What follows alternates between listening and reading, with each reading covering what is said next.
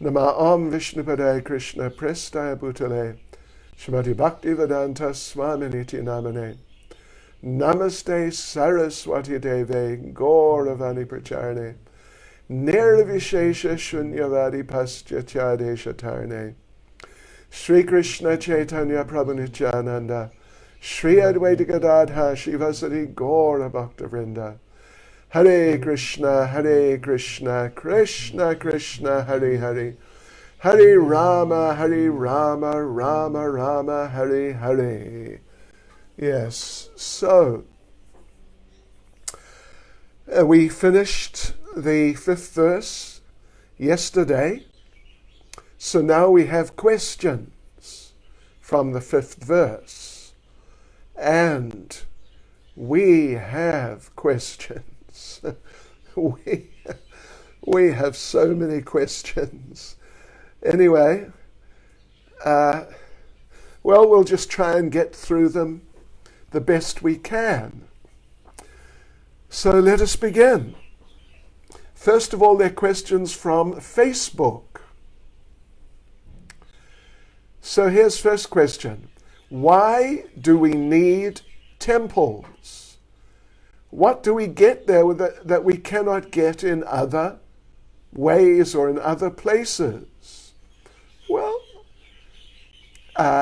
in the temple is like a center where devotees gather and many devotional activities are performed. So, now, of course, you could say that about a house too. But the standard of Krishna consciousness in a proper temple is generally considerably higher than what you'd get in a regular house. Like here in the Radharanath Temple, Durban, South Africa, it's a very high standard. Very high standard. And many senior devotees. So in a temple you get facility like that. Many senior devotees, people come, gather, lot of association. So you can get these things, but less, generally, in some other sort of place. And then of course you have deities. Now, you may also have deities at home, but it's very rare that you'll find a home where they have deities worshipped to a standard like in a proper temple, like again here in Radharanath Temple. The standard of worship, you couldn't do it at home, really. You couldn't do it at home. You'd have to just take off work, the whole family, and just be fully engaged. 6 offerings, 6 artis, dress the deities twice a day. It's an amazing program.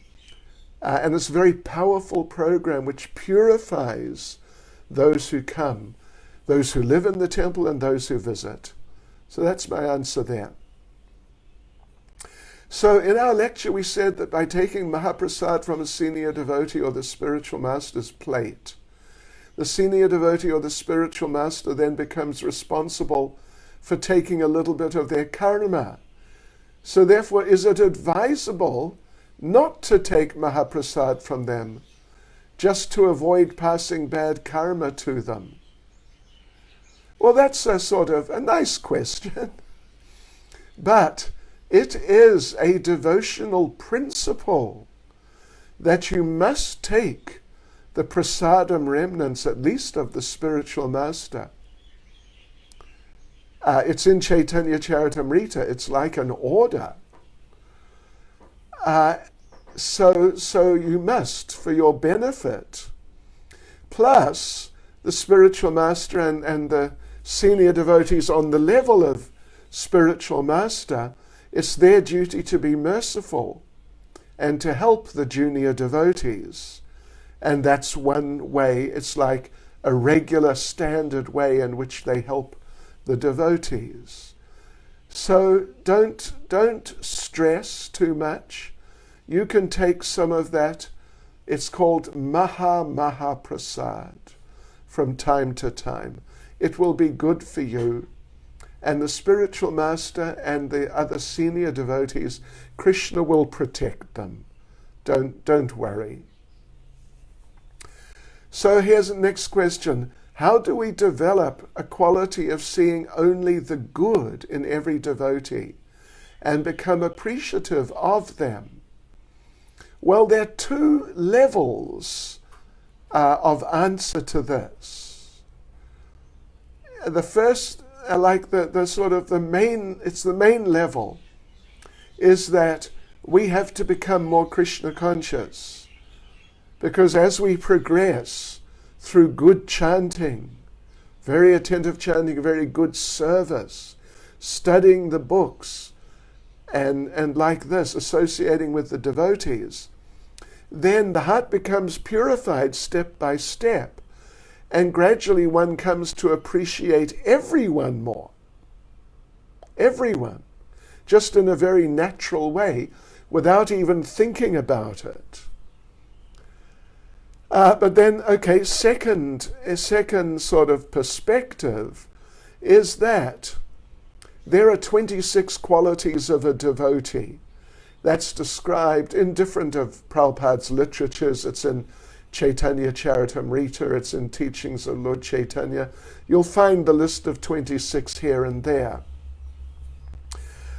So we should learn the 26 qualities of a devotee. And then, like, consciously observe the devotees and with a view to seeing, let me see how this devotee is displaying certain quality or qualities. Of course, without the foundation of spiritual advancement, it'll just end up being sort of like a mental thing. You know, like these, what do you call them, management gurus. They just, they just give you, like I read a book, Dale Carnegie, How to Win Friends and Influence People. And in there he says, if you've got an inferiority complex, then you know what to do? Sit in front of a mirror, look at your face in the mirror, and for 20 minutes every day, or maybe even twice a day, at least once, you look yourself in the face in the mirror and say, you are great. You are cool. You are wonderful. And you sort of brainwash yourself. Yeah. So it's just mental. And that sort of thing will tend to just wear off very quickly, actually. But if there's a good spiritual foundation, then you can develop that consciousness of appreciating the devotees more and more and more. And it's just really nice. So here we go. If a devotee is following the 4 regulative principles and chanting their rounds consistently daily, at the time of death, if the devotee is not initiated, can the devotee still go back home to Godhead? Well, it's not impossible. They could. If they were practicing in such a serious way, and they were initiated, it would be more likely. If someone's not initiated, but they are maintaining all the standards, particularly if they've been maintaining the standards for quite some time, but for quite some time they've not chosen to become initiated, that's not such a good sign. If someone is sort of opposed to being initiated, it's a bad sign. But if it's just, circumstances, someone's chanting their rounds, following the principles, doing everything sincerely, but then they leave their body, then the possibility is there. They can go back to Godhead, particularly if they've really been worshipping Prabhupada nicely, which we always advise the devotees who are not initiated to do. And we actually advise all the devotees to do.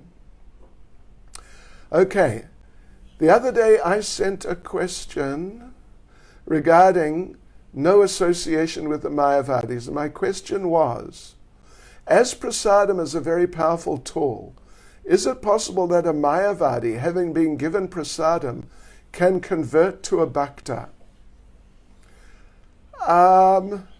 You know what? If the person is a real Mayavadi, they probably wouldn't accept prasadam. A real Mayavadi. Nowadays, you don't get many real Mayavadis. You get some sort of new age, 21st century Mayavadis, but they're a different species. Yeah. So, yeah, but if the person is a staunch Mayavadi, means they're going to be antagonistic towards Krishna consciousness. We read that, Prabhupada said. Sometimes they try to do things to create obstacles for the Krishna consciousness movement. Yeah, so they probably wouldn't accept. But if they did accept, I don't know about become a devotee, maybe next lifetime. All right. Okay. So I said that we have to see the levels that the different devotees we're associating are on, at least in a basic sense. But how do we know about our position? Well, there is information, there's plenty of information in Prabhupada's books. We just went through quite a bit in the purport there, and you can just look at yourself in those terms. That's one thing. But you can also take guidance from other devotees, from the spiritual master, or from other senior devotees, to understand what is my position, what's my position now, what are my sort of main weaknesses, and what is a real way forward for me to progress now, taking into consideration the position I'm in right now. Okay. We know that sometimes, according to time and place, to place and circumstances, we do have to wear kami clothes. But nowadays it's become fashion that devotees, including initiated devotees, attending regular programs like the Sunday feast or festivals, wear non-devotional clothes. Is it better? Is it not better? Is it not better and more appropriate to wear devotional clothes while attending a program in the temple? Well, the short answer to that is yes. And the next answer would be yes, of course. Yeah. Maybe, I've worn non-devotional clothes. We were collecting to build Radha Radhanath Temple for 3 years. We took off our neck beads, what to speak of non-devotional clothes. We cut off our seekers. Yeah. Whew. I tell you what. Talk about going undercover. But whenever we go back to the temple, we'd wear devotional clothes and tilak. So we really only wear non-devotee clothes, really, if we have to go undercover. Like when you're at work, in many cases, it'll be better that you keep sort of undercover, at least to some degree. Yeah. But when you come to the temple, you don't need to be undercover. If you come in kami clothes, who knows? Krishna might not recognize you.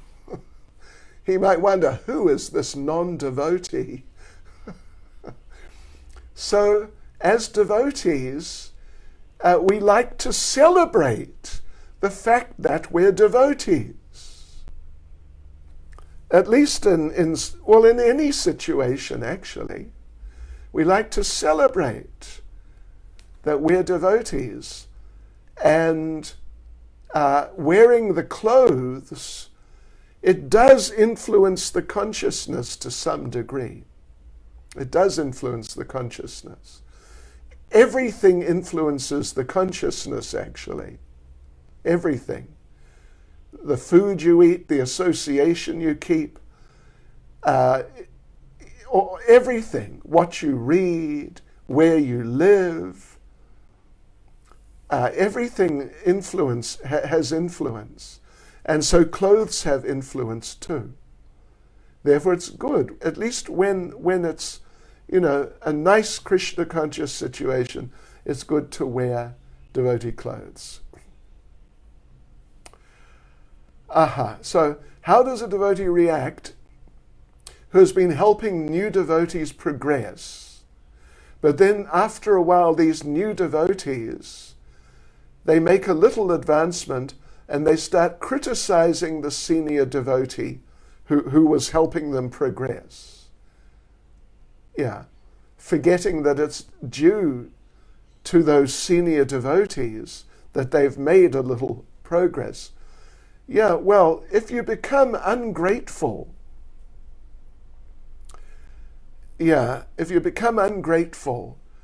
you become proud, then you'll get reactions.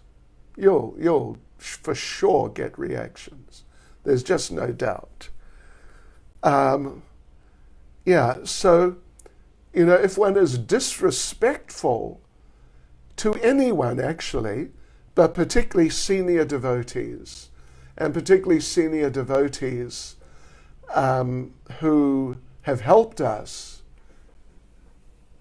Georg, just write your question in the feed. Yeah, so then you'll really get a reaction. There's the story Prabhupada told of Puna Mushika Bhava, again become a mouse. You know that story. The mouse came to the sage. Please help me. The cat's chasing me. Turn me into a cat. So the sage turned the mouse into a cat. So now the cat is okay. The other cat will not attack him. But then the cat came back. The cat that had been a mouse came back and said, there's a dog chasing me. Change me into a dog. So the sage turned the cat into a dog. And now the other dog was not bothering. And then the dog came back, the dog who'd been a cat, who'd been a mouse, came back and said, a tiger is bothering me. Turn me into a tiger. And so the sage turned him into a tiger, and then the other tiger went away. But then that tiger, who had been a dog, a cat, and a mouse, turned and started looking at the sage like, I think I'll eat you. And all the sage did was say, Puna Mushika Bhava. Again become a mouse. Puna means again, Mushika means mouse, and Bhava means like the state. Again become a mouse. So if you disrespect those who have given you your Krishna consciousness, you may become a mouse again. At the very least, you'll get into difficulty. So how can we know in which position we are? We already answered that. How do we understand? Okay. Another question, how do we understand our position? Well, we've talked about that. Let me just mention a little again, that there's information in the purport of verse 5, which will help a lot. You can ask senior devotees. You can just ask devotees who know you. Please advise me how I could improve myself. A more detailed description of the different levels, Shraddha, and so on. Bhajana Kriya, Natha Nivritti, Nishta, etc., is found in Vishwanath Chakravarti Thakur's Madhurya Kadambini. More detailed descriptions. It's very interesting. We may, next seminar, after Nectar of Instruction, we'll see, but we may do Madhurya Kadambini.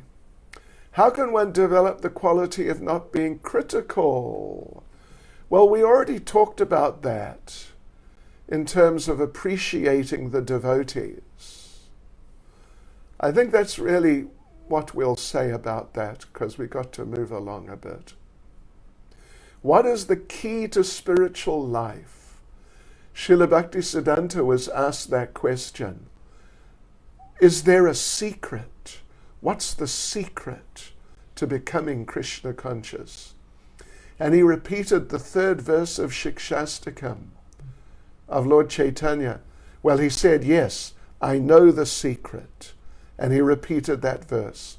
Trinadapi sanichena tarorapi sahishnana amanina manadena kirtaniya sadahari. One should chant the holy names of the Lord in a humble state of mind, thinking oneself lower than the straw in the street. One should be more tolerant than a tree, devoid of all sense of false prestige, and ready to offer all respects to others. In such a state of mind, one can chant the holy names of the Lord constantly. And actually, only in that state of mind can one chant the holy names of the Lord constantly. So, are faith and knowledge on sort of like equal requirements in terms of the level of the devotee? Do you get the idea? 50% faith, 50% knowledge. Because we discussed that yesterday. That one perspective on the different levels, Kanishta, Madhyam, Uttama, one perspective is in terms of how much faith and knowledge they have. So is it 50-50 or what is it? It's basically 50-50. It's basically 50-50. Then you go on. What or does faith supersede knowledge? What if an illiterate person has strong faith but hasn't got knowledge due to being illiterate and not being able to read the books? Well, in that regard, in Bhagavad Gita chapter 10 verse 10, Krishna makes very important point. Tesham sadati yuktanam bhajatam priti purvikam dadami buddhi yogam tam yena mam upiyantite. To those who constantly devoted to serving me with love, I give the understanding by which they can come to me. And there in the purport, Prabhupada explains that if a devotee is in such a situation, they've just, for whatever reason, can't access the knowledge. Prabhupada says, Krishna will supply the knowledge through the heart, and therefore, Prabhupada says, therefore a devotee will never be without knowledge, a sincere devotee. And having said that, you can always get audio books. It's a fact, actually. How to make sure we always have the right motivation when dealing with and in relation with our spiritual master? Well, first of all, you've got to know what are the right motivations.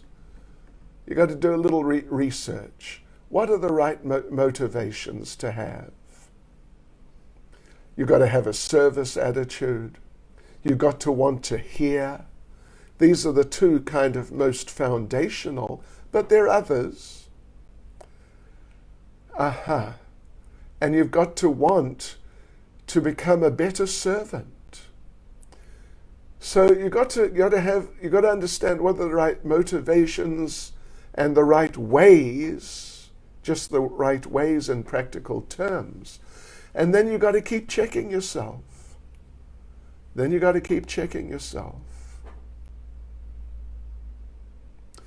Why is it that Western people aren't interested in Krishna conscious philosophy now, like they were when Prabhupada was present? Why isn't it as attractive as then? Now with this pandemic, there could be a revival of the same. Could there be a revival of the same mood? Well, it's true. It's true. There are different reasons. One is, at that time, there was this special social environment amongst the young Western people, the hippie movement. Prabhupada would say the hippies are our best customers, because the hippie movement was massive. It was huge. It touched practically every young Western person, at least to some degree. Not all of them just sort of dropped out of everything, but adopting many of the attitudes and perspectives, that was all pretty much universal. It was completely amazing. So that's not there now. And the young Westerners are more, the young Indians for that matter too, are generally more materially interested. That's a point. Another point is, we don't have so many devotees going out and reaching out to the Westerners. Yeah. If there was more, there'd be a lot more interest. Because Western people, if it's presented nicely to them, they can take interest. They can really take interest. And then,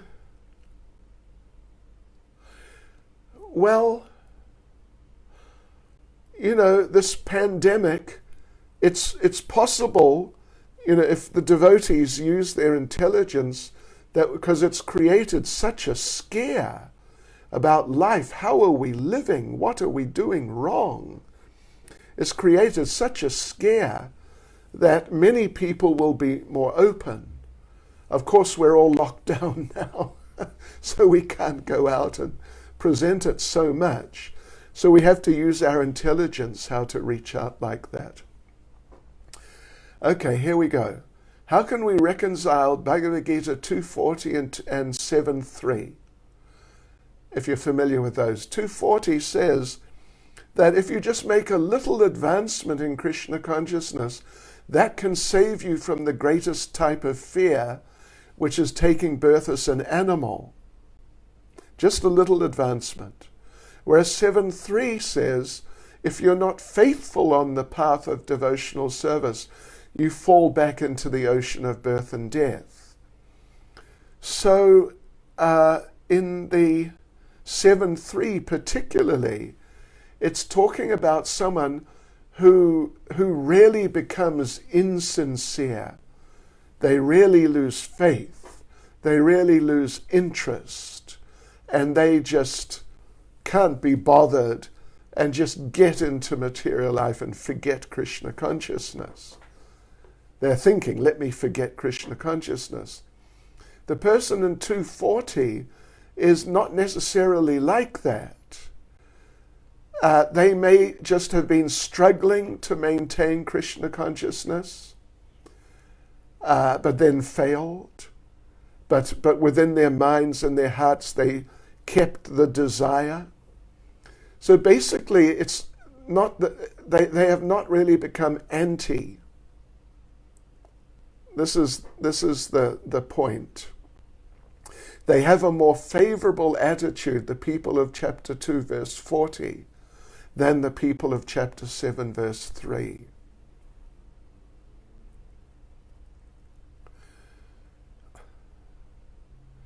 So in this critical situation, we are so hungry. Not us here in the temple, because we got too much Mahaprasadam to eat. Seriously. But anyway, I can imagine you might be. We don't go outside because of the coronavirus, So we eat other things which in ISKCON are not allowed. Please tell me what to do. Well, I think you can still go out to the shops. If you're eating other things, they must come from the shops. So when you go to the shops, just buy the right things. And you must have a cookbook at home somewhere, one of our Hare Krishna cookbooks. Start experimenting with Krishna conscious cooking. And then you can eat nicely. But seriously, I would suggest something like that. Here's an interesting question. How to relate to saints in other traditions that are close in their understanding of God to Vaishnavas. Can they be shown reverence as devotees of the Lord, as Uttamas and Madhyams? If they have qualities which are close to those, the descriptions of the Madhyama and Uttama devotees. Well, certainly we should respect everyone, and we should certainly respect people who are sincerely trying to develop God consciousness, shall we say. Of course, we have to also be realistic. So if we see that, for example, they have many nice qualities, they're very humble, they have strong faith, and like that, they're sincere people in their own tradition, but they eat meat, for example, or something. Eating meat is probably the main one. Well, that's a bit of a problem. It's a bit of a problem. And if we're associating with them, actually, it's one thing if they're people from the past, but if we're associating with them and they're eating meat, or if they're doing some of the bad habits, we should try to nicely influence them to stop. If they won't stop, that's a problem. It shows a lack of sincerity. Yeah. So, let's see. Does initiation work if you don't have the opportunity to communicate with the spiritual master? If you accept initiation on the basis of emotion without intelligence? Well, it can work if you realize that, look, I have sort of started off a bit on the wrong foot here. If you realize that, and then you correct yourself, then your relationship can work for sure. But if it remains just emotional, oh, I like the way he walks, I like the way he sings, I like the way he smiles at me. I mean, it's nice to walk nicely. Well, I don't know, it's not so important actually, but to sing nicely is nice. To smile at the devotees is nice. But if you're just on that level, then if some serious problem comes along, you could easily get swept away. Can we give lectures or instructions if we're Kanishta Adhikaris? You can, but you must be fully careful to see you just repeat the authentic information. Don't give too many of your ideas. Don't give any of your ideas, really. Unless, of course, they're confirmed by authority. Then you can do it. What are the qualifications for second initiation? Why is it important to take second initiation? Well, in Bhagavad Gita, Krishna lists out the qualities of a Brahman. Samadhamastvakshocham shantirajravameva jnanam vijnanam astikyam brahma karma subhavacham. Peacefulness, self-control, austerity, purity, tolerance, honesty, wisdom, knowledge, and religiousness. These are the qualities by which the Brahmins work. So the devotee should develop these qualities. This is directly from Krishna's mouth. Plus, it's good if the devotee is a preacher, to some degree at least, and or if they like doing deity worship. And why is it important? There are two main reasons. One is you get Gayatri mantras, and they're very helpful in Krishna consciousness. They're very wonderful. Second is you can worship installed deities, and that's also very beneficial and wonderful. What is the destination of Kanishta and Madhyam devotees? Can they go to Goloka Vrindavan? Well, the Madhyams definitely can. And with the Kanishtas, it's possible. It's, of course, much more difficult, but it's not impossible if they strictly follow the instructions of the spiritual master. But a Madhyamadikari, sincere Madhyamadikari, can go back to Godhead. Should we look at devotees as Kanishta, Madhyam and Uttama when in the temple or when mixing with devotees? Or is it just for our own personal development, for ourselves, to aspire?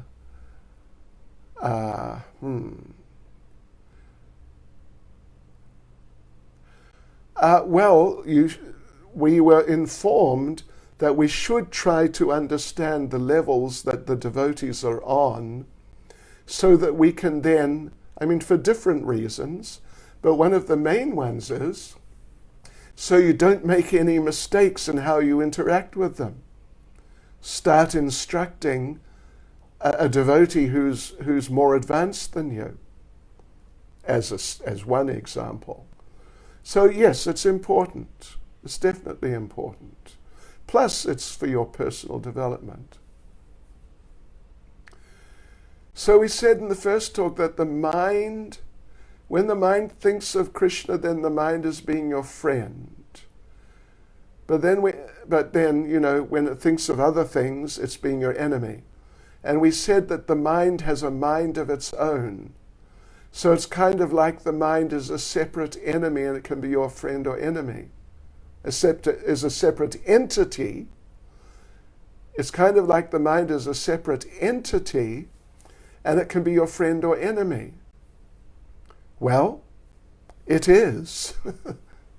Just as we say, you are not your body, meaning the gross body. So similarly, we can say, you are not your subtle body. You are not your mind. It's an appendage. It's not you. Yeah, so therefore we shouldn't be too sympathetic with the mind. The mind, the mind's expert. The mind will complain, don't try and force me to get up early in the morning. And, things like that. Don't chastise me. I'm your friend for many years. That's your mind being a rascal, being your enemy. But the simple point is, the mind is a separate entity, and you have to control your mind. Not exactly that you have to control you mind.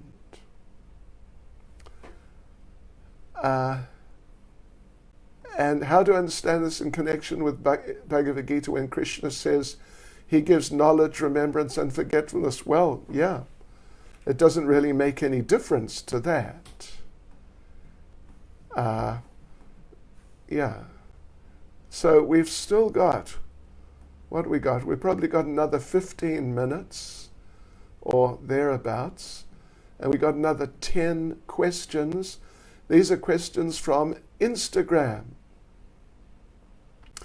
How in my intention to go to a higher spiritual level, how do I understand that I'm, on the right path? How do we track our spiritual progress? You can always check in the books, but probably the main thing is to have some devotees around you who are reliable, who can advise you. You can ask them, how am I doing? What should I do? Am I doing something wrong these days? No, just run a check on you every few weeks or every whenever, and then advise you, well, actually, you should do this or should not do that. The association of devotees is very important. Lord Chaitanya himself says, we have to surround ourselves with a protective fence of the association of devotees. Can we come back to the spiritual world only from the level of Uttama Adhikari? Is it so? Well, we already answered that.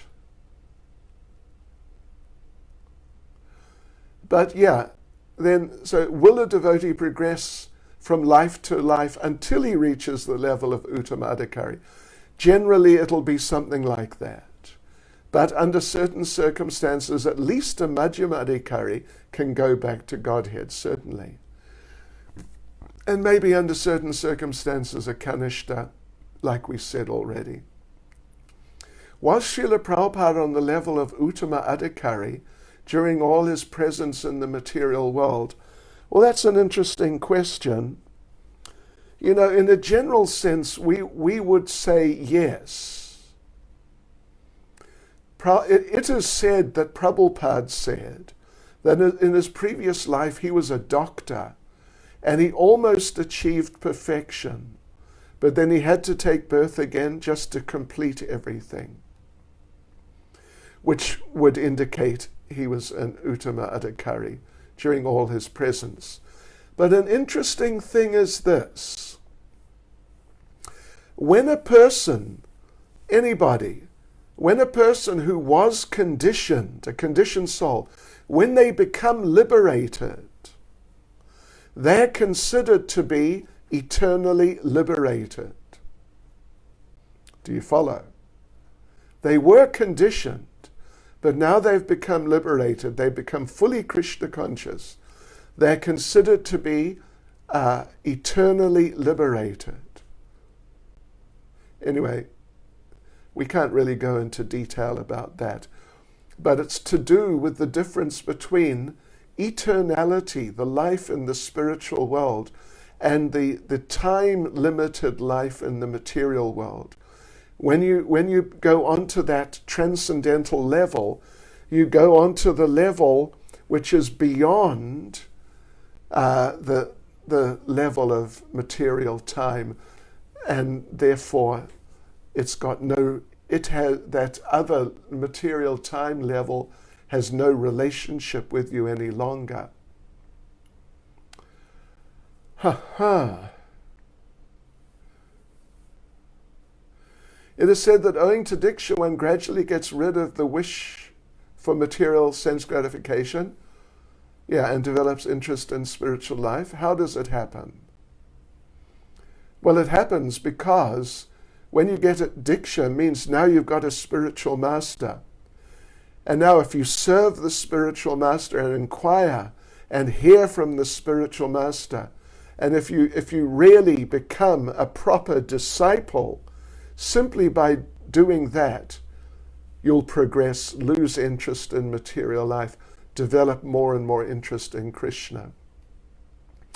And what role do first and second initiations take in this? They're just kind of steps in the procedure on the path. Can a devotee without second initiation develop love for God? Yes. Gayatri mantras help to purify one from sinful reactions and to chant the Maha Mantra more attentively. Thank you. Does it mean that if I wouldn't receive second initiation, I wouldn't be able to chant the Hare Krishna Maha Mantra attentively? Do you get that? That's a clever question. Anyway, it's a fair question. It's a good question, actually. I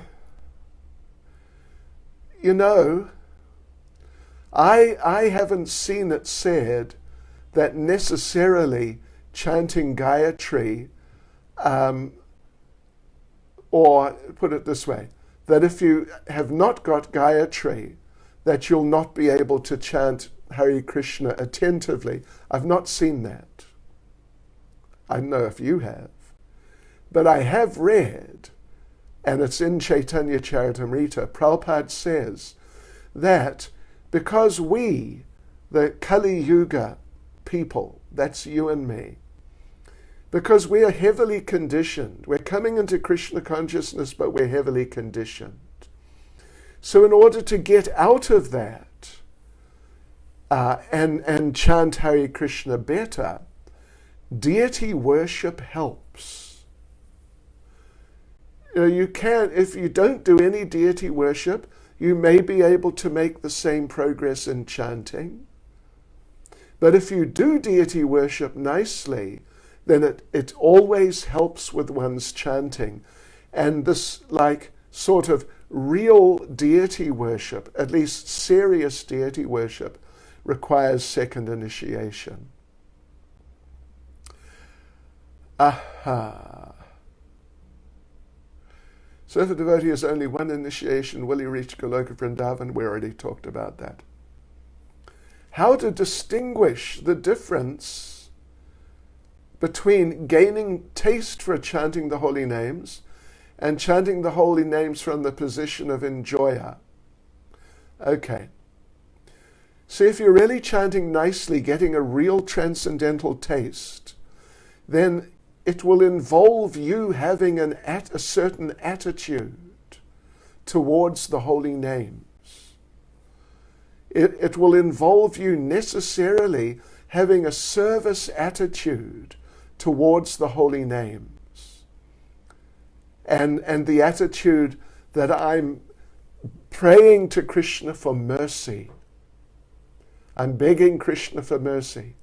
And the attitude that I'm glorifying Krishna. I'm trying to please Krishna with some glorification. And that sort of mood, if you put those different moods or attitudes together, that's very different from chanting the holy names from the position of enjoyer, that, oh, I'm enjoying. You'll naturally get enjoyment, but you won't get into the mood of, oh, just see how I'm enjoying. If you do get into the mood of just see how I'm enjoying, I will chant Hare Krishna so I enjoy. Then before long, Krishna will take away the enjoyment. And then we'll see if you still chant Hare Krishna when you're not enjoying. Okay, we're almost there, devotees. Is it an imitation of the Uttama Adhikari level if a Kanishta Adhikari meditates and sincerely worries how to develop the Krishna consciousness movement all over the world? No. You say sincerely worries. Maybe you just threw the word sincerely in. But if you're interested, if you just have some interest in helping to develop the Krishna consciousness movement, and you're willing to help, actually. Not that you just sit there and think about helping or worry about it, but you won't do anything. So, if you're trying to help and you're thinking, how can we develop, how can we reach out more, but you're a Kanishta, well, of course, an interesting point is that's not a sort of a symptom of a Kanishta. It's more a symptom of a Madhyam. So, but even so, even if a person is a Kanishta and they start meditating like that, it's nice. And quickly they'll become Madhyams. So we have two more devotees.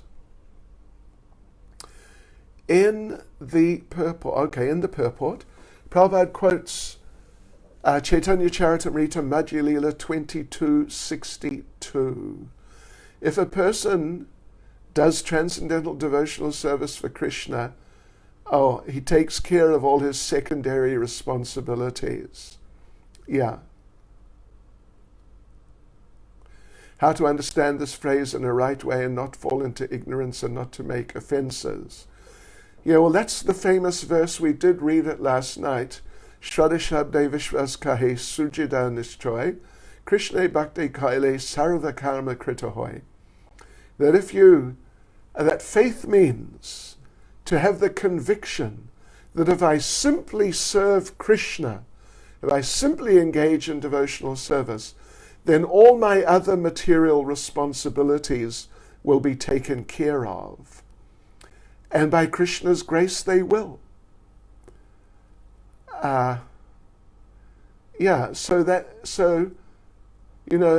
If you're living in a temple, you don't need to worry too much. How are my parents doing? If you're living in a temple, then you're sort of automatically, everything's being taken care of through your being engaged in devotional service. If you're a householder, then part of your devotional service is to look after your family. So, therefore, this doesn't, that if you have conviction in devotional service and you're fully engaged in devotional service, that includes looking after your family. And it doesn't mean that looking after your family is some like material duty and now you don't need to worry about it because you're engaged in devotional service. But otherwise, so many duties to the country, the government, the people in general, you don't need to worry about. They're best taken care of by your advancing in Krishna consciousness and helping spread Krishna consciousness. I mean, maybe that needs a more elaborate explanation, but that's the beginning of the idea. And finally, a lot of people come to the Devotee Society from other religious traditions. They don't know all the rules for dealing with devotees. Someone approaches others familiarly.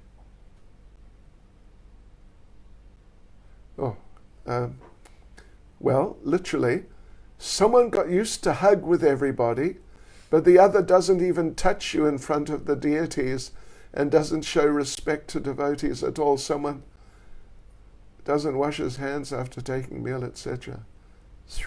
Okay, that's all a bit, I think that's a translation and it's not too clear. But how to create conditions for the new people so that they don't lose interest in associating with devotees? Well, that's important. I mean, that sums it up. How to look after the new people so they don't get put off.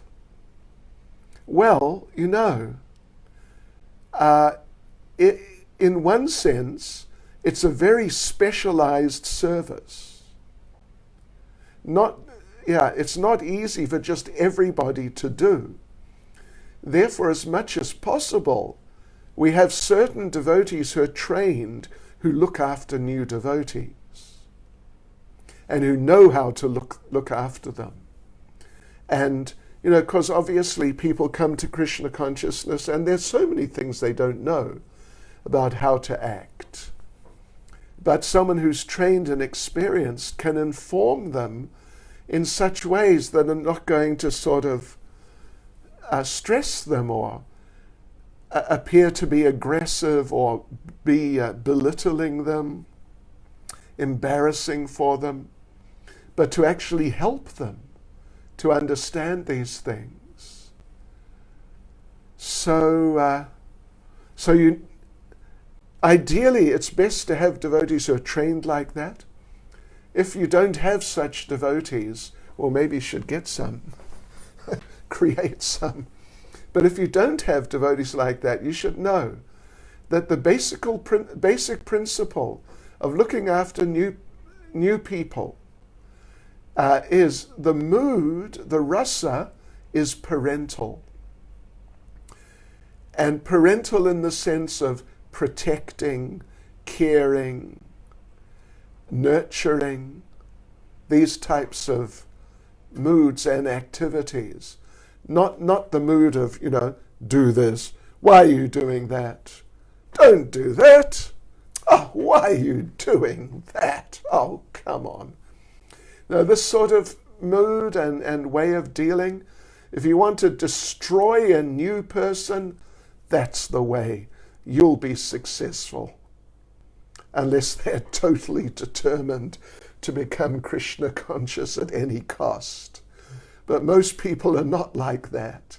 And you've got to really treat them nicely, sincerely, but very nicely, and train them so they learn, but in ways so they feel positive that, I learned something. I didn't know that you're meant to, you mention here, wash your hands after taking a meal, wash your hands after using the toilet. Oh, I didn't know that. So many people don't know that. But if you can teach it in such a way that they feel that, I learned something, that's nice. I learned something very helpful today. Rather than like, they got on my case. I didn't know. What do they expect, that I know everything? And they chastised me. You follow the idea. It's a very important point. It's so important. Okay, devotees. And Kishori Devi Dasi is reminding us that today is 30 days since the 20th of March when we started having these evening classes. Look at that. And there's more to the message, but it's cut off in my on my screen. It says see more. But anyway, that's nice. 30 days. Every day. Every day for 30 days. Let's see how much longer we have to continue for. I mean, how long the lockdown's going to be. Okay. Hare Krishna, everyone. Thank you very much. And tomorrow, of course, tomorrow, japa in the morning, japa in the afternoon, and tomorrow, 6 o'clock South African time, we go on to verse 6, which is also a very interesting verse indeed. So thank you very much. Hare Krishna.